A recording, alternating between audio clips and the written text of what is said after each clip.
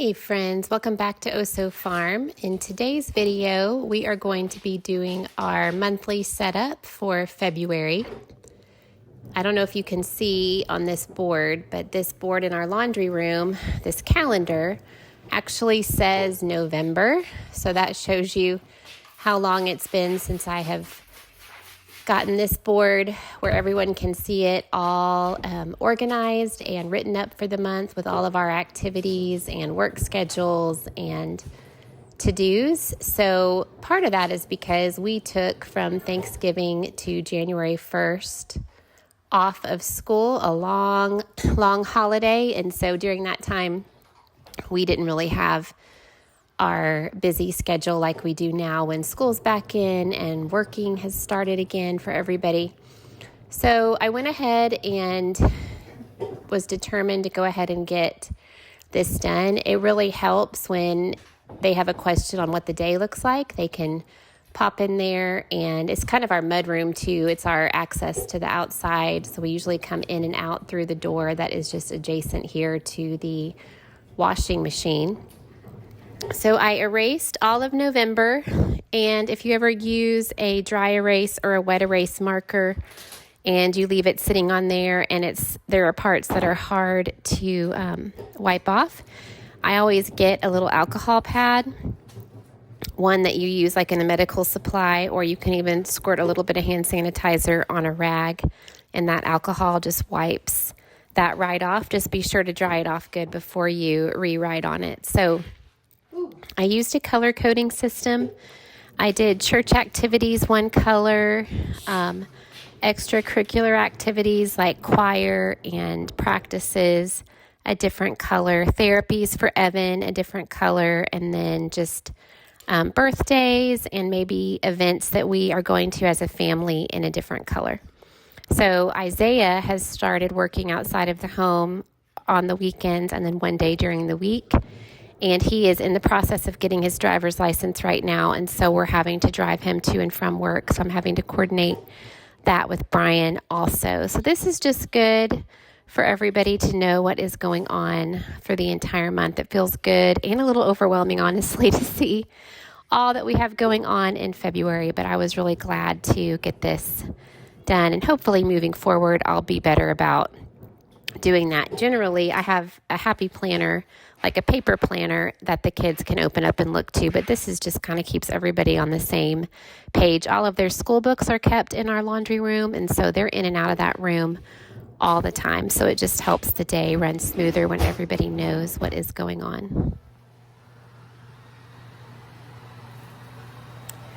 Before I left the laundry room, I went ahead and sorted the laundry, got it kind of in rows of laundry baskets to do in that order. And then I went ahead and swept and vacuumed this room. The week prior to this, had tested positive for COVID and literally was in bed for 5 days. And so while the kids do their own laundry, when mom is out of touch with chores and life, things just really pile up and get out of hand. So it felt really good to vacuum and get this main room where we are always in and out of each day back in order. So after I got our monthly calendar written out and organized, I figured it was time for me to go ahead and get our menu for all of February planned out. This was actually on, I think, January 30th, so a couple days before February started, that I sat down to do this. And if you've watched some of my previous videos, you know that my daughter Esme and I spent months writing out all of my recipes that I had printed in just a huge pile onto recipe cards and organized them in a box. And so this makes this process so much easier because then I can just open the box and flip through entrees, meats, main dishes, whatever category, pasta, and kind of pull out those cards, and from there write down on my menu what I am hoping to make that month. So previously I used to write it in like a red, I used to write it in a black marker because I thought that looked pretty. However, as I'm planning it out on paper, that is tricky because then if you need to switch things up or remember that, oh, I actually have an appointment on that day, so I'll be out of the house, so a crock pot meal would be better there. It just makes it easier to get that all organized and moved around with a lot less, marking things out. It just looks nicer. As we use things during the month, as I cook things, I highlight them so that I know kind of where we are on following our menu, or if something doesn't work out that night, or maybe even something doesn't sound good, I can look, we didn't cook that yesterday, so let me go ahead and cook that. How we handle leftovers is I usually let leftovers build up for 2 to 3 days. So on my menu, it will for lunch say leftovers, but there's usually 2 days in between that. And my thinking there and how this has actually really worked out great for us is we usually do have leftovers because I cook such large portions. However, there's not leftovers for everyone to have the very next day a full meal again at lunch. So if we wait a couple days and maybe don't have leftovers but have sandwiches or macaroni and cheese and let those leftovers over 2 days build up in the refrigerator, then when it says leftovers on the menu, I can set out 3 or 4 choices. And then perhaps if it wasn't your favorite thing that I made one night, you would prefer to have tacos that I made the next night. So then it gives everybody a preference and a choice on what leftovers they want to have. So that's really worked out great for us. Also, I am flipping back to January to see the meals that weren't highlighted because I know that I have those things in my pantry and freezer to make. The last week of January was actually not really highlighted because I was in bed with COVID. And so while the kids were able to make some of the things, we were kind of in survival mode. They ate a lot of things out of the freezer that were just already pre-cooked. So moving forward, I actually did put a lot of those things back on to February's menu to make sure that we used them up for the month. And originally I had planned to do a pantry freezer challenge for all of February also. But what I decided to do was what was left in the freezer wasn't very much. And so I went ahead and put that on the calendar and made sure that those meals definitely would be eaten up through February. And then had I not gone to the store, which I did, our freezer would totally be empty. So what I did was when we were putting things back in the freezer, after I went and did my once a month grocery shopping, I made sure that the things that were still left in the freezer were pulled to the front so they would for sure get eaten up in February. So really, even though my freezer is now stocked again, we're really not eating a lot of that until March's menu.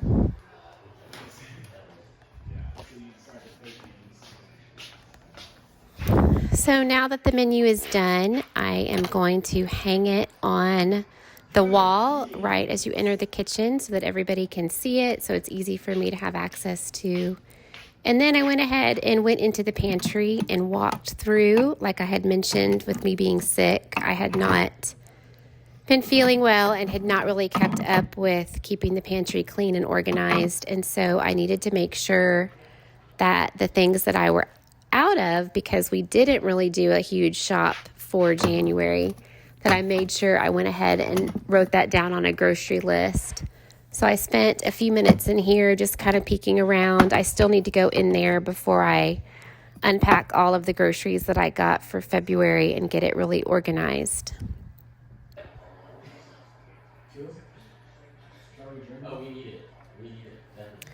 So next, after the menu is taken care of, I headed into the schoolroom to get everything set up for our school week. And I started by taking down some of the things that Evan had done the week before. I just have these hanging on some twine with some teeny tiny clothespins. And this is fun because as the week goes on, he loves when he gets done with something to hang it up there where all of his siblings and anybody that comes by can cheer and marvel at the good work that he's done. This week I went ahead and started planning for Evan first. A lot of times I've found that the littlest one in a homeschool can often get overlooked in terms of planning and getting organized. So I thought this time I would start with Evan. So I flipped through his phonics curriculum and looked at the letters that we were going to be focusing on that week. And then this box that I'm working in right now is actually a vocabulary speech card box.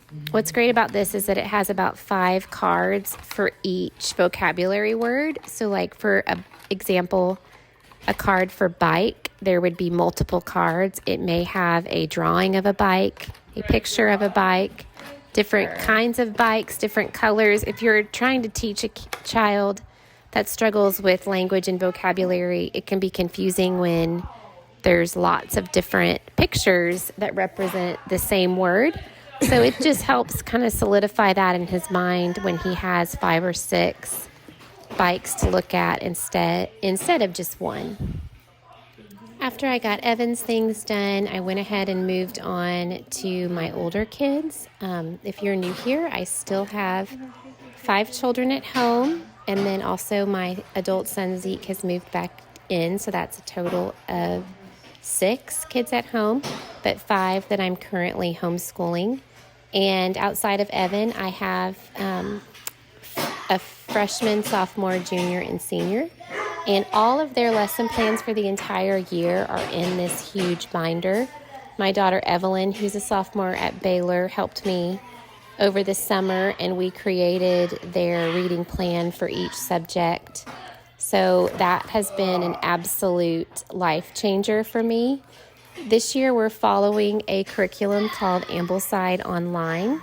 I can link that below, and it is amazing. It has the best book lists and reading schedules. And so what Evelyn and I did, because we had already used some curriculum that focused on similar topics, we would substitute some of the books that I already had just to help with cutting the cost down of switching curriculums. And so why this is really great is because each week all I have to do is open up to each subject per year, and the reading plan is already typed out.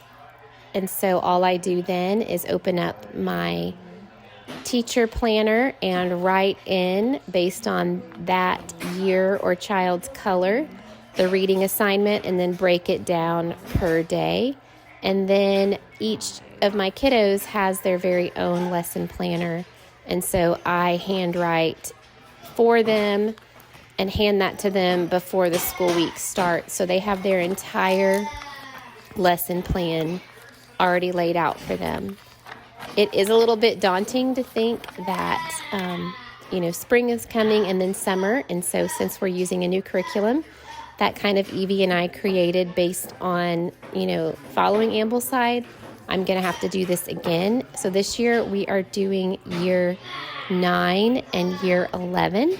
So I'm actually starting my shopping carts right now for year 10 and year 12. And so that's really exciting. I love this time of year when everybody is thinking about next year and purchasing curriculum.